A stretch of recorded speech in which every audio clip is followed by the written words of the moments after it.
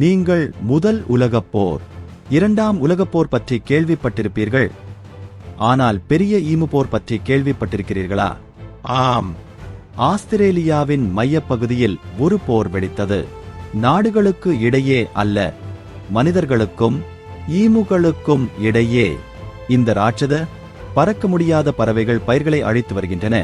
மேலும் விவசாயிகள் பேரழிவிற்கு ஆளாகினர் மற்றும் உதவிக்காக அரசாங்கத்தை நாடினர்.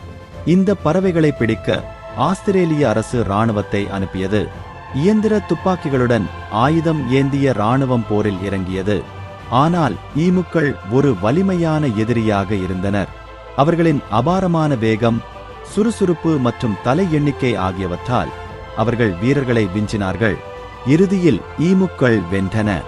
இந்த வினோதமான மோதல் பலருக்கு உலகளாவிய நகைச்சுவையாகவும் சங்கடமாகவும் மாறியது.